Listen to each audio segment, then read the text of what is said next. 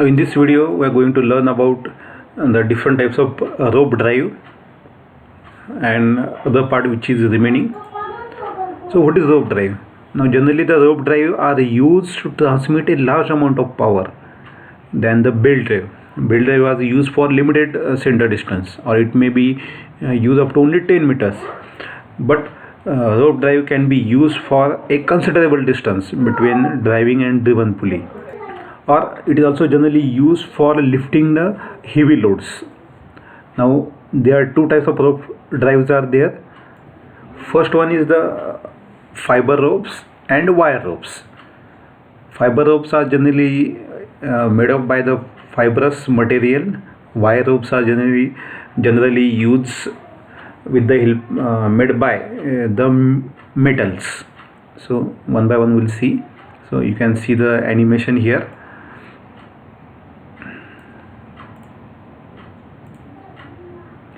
First is the fiber ropes. Now there are two types of fiber ropes are there. One is the hemp rope and manila rope. From figures you can easily understand where it can be used. Now this fiber and manila rope generally made by a cotton or synthetic fibers. So it is called as a hemp or manila. There are two types are there, hemp and manila, which are generally made by the fibrous material or synthetic fibers. But if you see the working of these ropes, they are not very flexible, and it possesses a very poor mechanical properties. Strength of these ropes are very less. So it is used for low load transmission, or to lift the low load or less load, weight is less, then the fiber ropes are used. Now when there is in use, so you have to mount it on the pulley. For example, if you want to lift the water from the well, so you have to mount the pulley, and from pulley bucket is there, you have to fix the bucket to the rope, and you can scroll it down to the well, and then you can take a water and you can lift it. So while lifting you have to pull the rope. That rope is mounted on the pulley, and then you have to lift it. So that time when you are lifting the water, that time there is rope is sliding on the pulley. So due to the sliding motion, there is a wear and tear takes place of these ropes. So that due to wear and tear, it may get break after some time. So life of these fiber ropes is less. So it is generally used for power transmission up to only the 60 meters. Maintenance is simple. There is no need for any maintenance such as, and when you are lifting, when it is working, so noise generation is also less. So fiber ropes generally these are made by the cotton or fibrous material. Strength of these ropes is very less. They are not flexible, and when it is in working, you have to mount it on the pulleys, and then you have to lift the load. So when you are lifting the load, there is a wear and tear due to sliding motion, and main thing is only it is used, you can up to the only 60 meters. So two types of ropes are there, hemp rope and manila rope. In both, the strength of this hemp rope is always, or it is less than the manila. Manila is having more strength than the hemp. Next, the wire rope. Wire ropes are generally used for transmission of large amount of power than the fiber rope, because fiber rope is having less strength, so it is used for only the less power transmission. Wire ropes, they are made by the metal, so it is generally used for large amount of power transmission. They are made by the cold drawn wires, or it is a metal wires. So distance up to which it can be used, it is a 150 meters. It is always have the higher strength than the fiber rope, because it is made by the metal. Metal is having more strength than the cottons, so that it can be used in the elevators, lift, cranes, conveyor, mine hostings. So these are the different properties of wire ropes. Next is the brakes.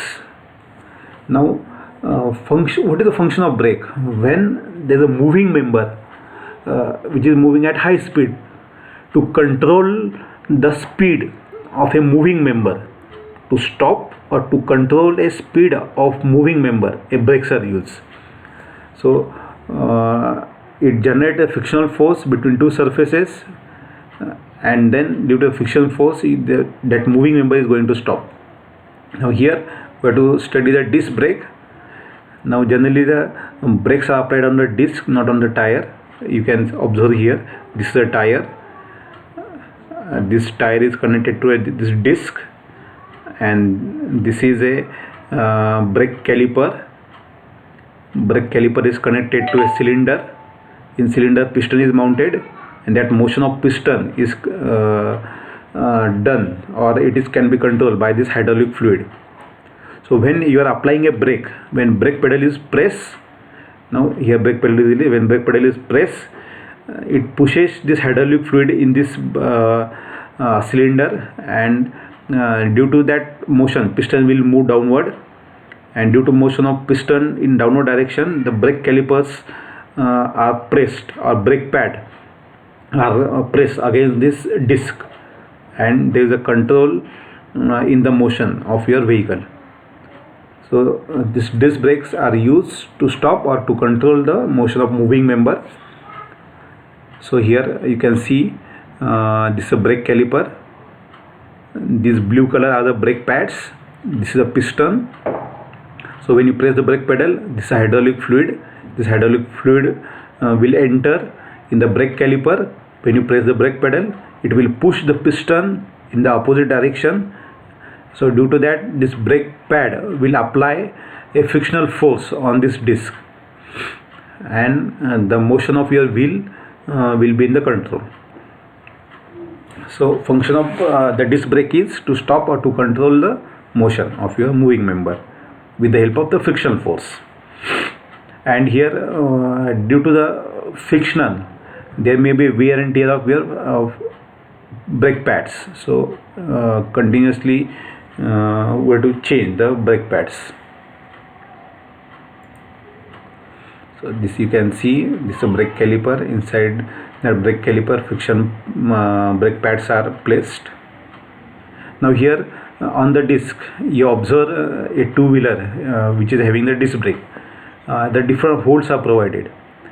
The function of that holes is when you apply brake, the brake pad will apply pressure on this disc, and due to frictional force your motion will be in control.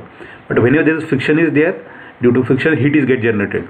So to dissipate the heat, to reduce the heat, these holes are provided. So with the help of this hole, heat will dissipate in the surrounding, and that heat will be reduced. So these holes on the disc are provided for dissipation of heat. When brakes are applied, friction is get generated, and to dissipate the heat which is generated by the friction, these holes are provided. Next is the clutch.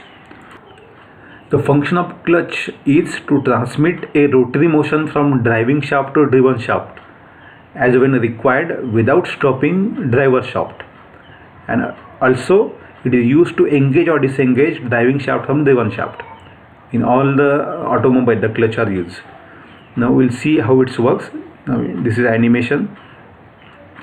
When you press the clutch pedal, okay, this is the pressure plate.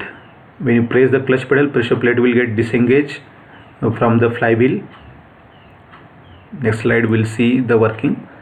Now see, this is a driving shaft.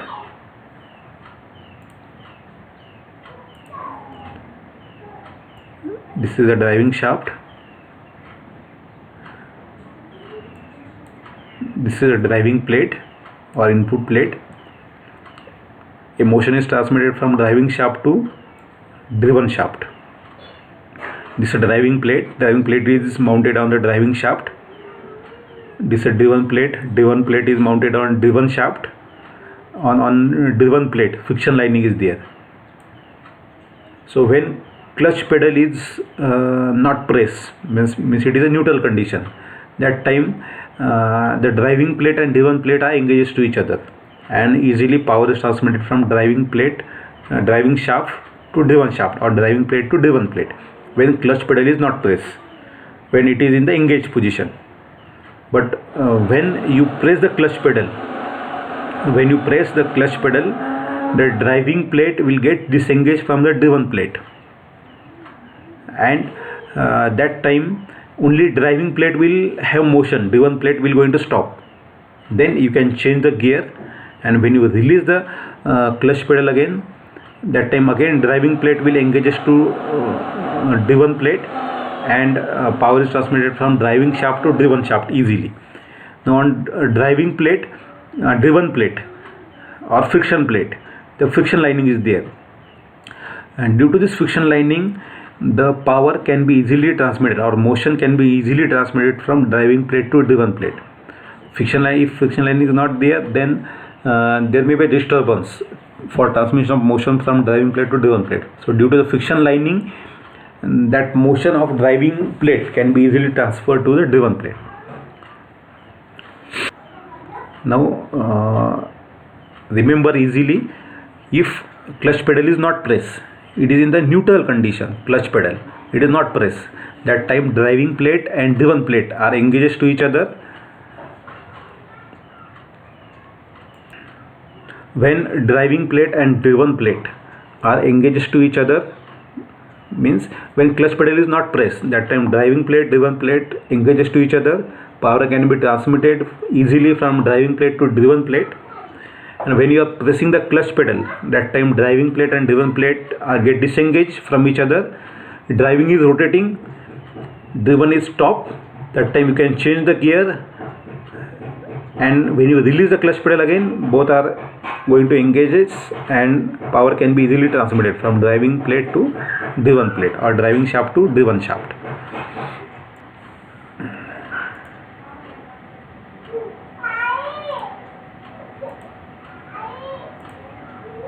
Next is coupling. Now generally the coupling is used to connect two shafts, or to couple the driving shaft and driven shaft. Whenever distance between your source and machine is more, that time a coupling is used. So coupling is used to connect two shafts or two transmission shaft, or to couple driving and driven shaft. So that if distance between driving and driven, or your machine or source and machine is more, to reduce the shocks and vibration or shock loads, the coupling is used. Example, connection of electric motor to pump or compressor, it is shown here. Now here there are some types of couplings are available. So easily from this figure you can see, one is the flange coupling. Here you can see this is the one input shaft, or you can say this is the input shaft, this is the output shaft. On our input shaft, one flange is mounted. Flange means it is a round plate which has number of folds on its circumference. Another flange is mounted, and both flanges are connected by nut and bolt, and power can be easily transmitted from input shaft to output shaft. So here same it is shown, it is called as flange coupling. Input shaft is there, output shaft. On both shaft, flange is mounted, and both flanges are connected by a nut and bolt. So flange coupling, this is a flange coupling.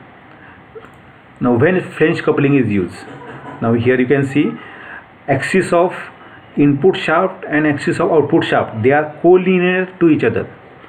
They are collinear to each other. Then the coupling is used is called as flange coupling. When axis of input shaft and output shaft are collinear to each other, means axis is same, then it is called as flange coupling, or it is called as rigid coupling. Flange or rigid coupling. You can see here this is a flange coupling. Now next is universal coupling, or it is also called as a hook joint, or it is also called as flexible coupling. Now you can see here this is the input shaft, this is output shaft. They are not collinear to each other, means axis of input shaft and output shaft, they are at some angle. Then when input and output shafts are at certain angle, then it is called as flexible coupling, or it is called as a universal coupling. In previous case, axis of both shaft is collinear. Here axis of output shaft is some at some inclination, so it is called as universal coupling. So generally it is used in the four wheelers for, or it is also called as a propeller shaft. And next is Oldham coupling. Now you can see here, this is a driving shaft and driven shaft. You can easily observe this is a driving shaft, this is a driven shaft. This axis of driving shaft, this axis of driven shaft, they are parallel to each other, means there is some eccentricity. Now you can see this axis of input and this axis of output. There is some eccentricity in between two axes. So it is called as a flexible coupling, or it is called as Oldham coupling. Means when there is some eccentricity in between driving and driven shaft axis, then it is called as flexible coupling, or it is also called as the Oldham coupling. Now we have three discs are used. This is a left disc, this is a right disc, and this is a central disc. So left disc mounted on driving shaft, right disc mounted on driven shaft, and both discs are connected by the central disc. You can observe here this pink color left disc, blue color right disc, and both discs are connected by the central disc, that is the green color. Now generally this coupling is used in the electrical devices. So here we have completed this our unit. So if you have any doubt, you can post in your WhatsApp group, you can ask to me, and all of you are requested to go through your notes which are posted in your group. If you have a doubt, you can easily ask. Thank you.